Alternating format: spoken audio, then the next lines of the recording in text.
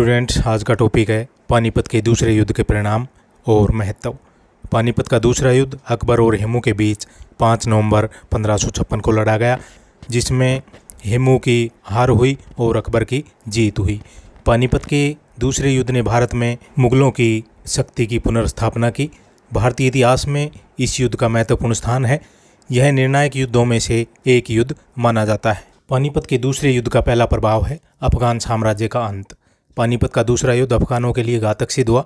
इस युद्ध ने द्वितीय अफगान राज्य का अंत कर दिया और इसकी पुनर्स्थापना की कोई संभावना नहीं रही।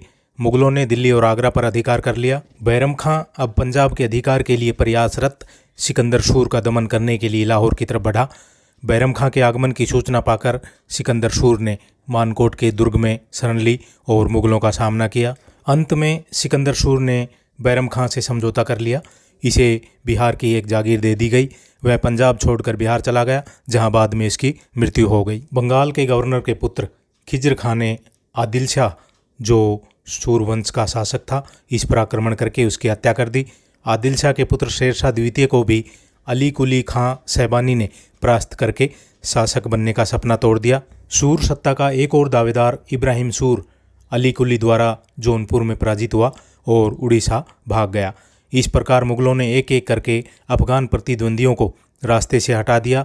मुगलों की स्थिति सुदृढ़ हो गई और अफगानों की शक्ति का अंत हो गया। नेक्स्ट परिणाम है हिंदू साम्राज्य की स्थापना की संभावना का अंत। हेमू आदिल शाह सूर का एक योग्य प्रधानमंत्री था।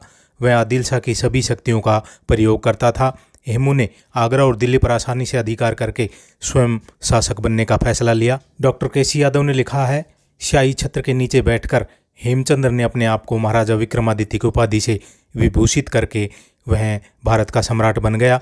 इससे हिंदू राज्य की संभावना बन गई। वह हिंदू राज्य की स्थापना करना चाहता था। दिल्ली पर अधिकार करके अपने आप को स्वतंत्र घोषित कर दिया। उसने विक्रमादित्य की उपाधि धारण की। पानीपत के द्वितीय युद्ध में हेमू की हार से हिंदू राज्य की स्थापना का सपना भंग हो गया। अगला परिणाम है मुगल सत्ता की पुनर्स्थापना। पानीपत द्वितीय युद्ध के बाद भारत में मुगल साम्राज्य की पुनर्स्थापना हुई। हेमू की हत्या कर दी गई। 5 नवंबर 1556 को बैरम खां के आदेश पर मुगल सेनानायक सिकंदर खां उज़्बेक ने दिल्ली पर अधिकार कर लिया। 6 नवंबर 1556 को अकबर ने सेना सहित दिल्ली में प्रवेश किया। इसके बाद मुगलों ने आगरा पर अधिकार किया।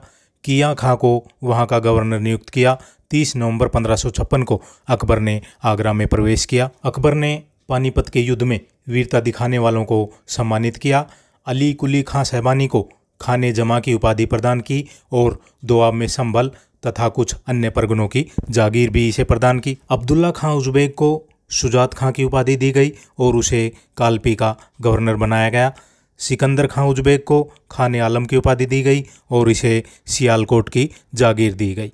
पीर मोहम्मद सरवानी को नासिर उल मुल्क की उपाधि दी गई और मेवात की जागीर प्रदान की गई। अगला प्रभाव है मेवात पर अधिकार। पानीपत के युद्ध में हेमू को हराकर और दिल्ली और आगरा पर अधिकार करने के बाद हेमू के रिश्तेदारों का दमन करने तथा उसके खजाने पर अधिकार करने के लिए पीर मोहम्मद के नेतृत्व में एक शक्तिशाली सेना मेवात की ओर रवाना कर दी गई। पीर मोहम्मद ने हेमू के पिता पूर्णदास को पकड़कर इस्लाम धर्म स्वीकार करने को मजबूर किया, लेकिन उसके पिता ने इस्लाम स्वीकार नहीं किया और हेमू के 80 वर्ष के वृद्ध पिता की हत्या कर दी गई। हेमू की विधवा जान बचाने में सफल रही। पीर मोहम्मद ने मेवात पर अधिकार कर लिया। हेमू के खजाने पर अधिकार किया। अकबर ने पीर मोहम्मद को मेवात का गवर्नर बना दिया, जिसमें मथुरा, अलवर, भरतपुर और गुड़गांव जिले शामिल थे। बदायूनी ने लिखा है कि हेमू की धन संपत्ति अत्यधिक थी। उसका जो भाग मुगलों को प्राप्त हुआ वह भी गिना नहीं जा सका और ढालों में नापा गया था। जो धन हेमू की विधवा पत्नी के लदे हुए हाथियों से भागदौड़ में मार्ग में गिर गया, उसे वर्षों तक यात्री और राहगीर प्राप्त करते रहे। पानीपत के दूसरे युद्ध का अगला प्रभाव है बैरम खां का उदय। पानीपत की दूसरी लड़ाई के परिणाम स्वरूप बैरम खां की शक्ति का उदय हुआ। वह अकबर का संरक्षक था। उसने पानीपत की लड़ाई से पूर्व अपने सैनिकों में उत्साह व साहस उत्पन्न किया। उसी ने पानीपत की लड़ाई की व्यूह रचना की, जिसके कारण विजय मिली। पानीपत के दूसरे युद्ध में विजय के परिणाम स्वरूप मुगल दरबार में बैरम खां का महत्व अत्यधिक बढ़ गया। 1556 से 1560 ईस्वी तक राज्य की समस्त शक्तियां व्यवहारिक रूप से बैरम खां के हाथों में रही और अकबर केवल नाम मात्र का शासक बना रहा। बैरम खां ने शाही वंश की राजकुमारी सलीमा बेगम, जो हुमायूं की बहन की पुत्री थी, इससे विवाह करके दरबार में अपनी स्थिति मजबूत कर ली। उसने अपने चहेतों और शिया धर्म के अनुयायियों को उच्च पदों पर नियुक्त किया। नेक्स्ट प्रभाव है नए युग की शुरुआत। पानीपत के दूसरे युद्ध के बाद ही वास्तव में मुगल साम्राज्य की स्थापना हुई। 7 नवंबर 1556 को अकबर को इस साम्राज्य का बादशाह घोषित किया गया। धीरे धीरे अकबर ने विरोधियों का सफाया किया। अकबर ने सारे भारत को एक राजनीतिक सूत्र में बांध दिया। उसके शासनकाल में हिंदू मुस्लिम संस्कृति की स्थापना हुई और एक सांझी संस्कृति का विकास किया गया।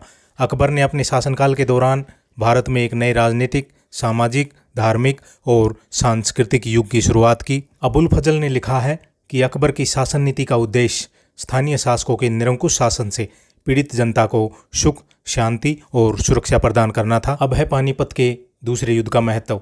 पानीपत का दूसरा युद्ध भारत के इतिहास में महत्वपूर्ण स्थान रखता है। इस युद्ध ने मुगलों की शक्ति को और मजबूत कर दिया। मुगलों ने सैनिक शक्ति कम होते हुए भी हेमू की विशाल सेना को हराया। पानीपत के दूसरे युद्ध ने भारत में बाबर द्वारा शुरू किए गए कार्यों को पूरा किया। इसके बाद मुगल शासक 1857 ईस्वी तक भारत पर शासन करते रहे। हिंदुस्तान पर अफगानों का अधिकार सदा के लिए समाप्त हो गया। Doctor RP. त्रिपाठी के अनुसार हेमू की पराजय एक दुर्घटना थी, जबकि अकबर की विजय एक देवी संयोग था। इतिहासकार मोहम्मद आरिफ कंधारी पानीपत युद्ध के समय पानीपत में उपस्थित था। तो स्टूडेंट्स, ये थे पानीपत के दूसरे युद्ध के परिणाम और महत्व, जो BA 4th सेम के लिए उपयोगी हैं। ज़्यादा से ज़्यादा स्टूडेंट्स को शेयर करें। Thank you.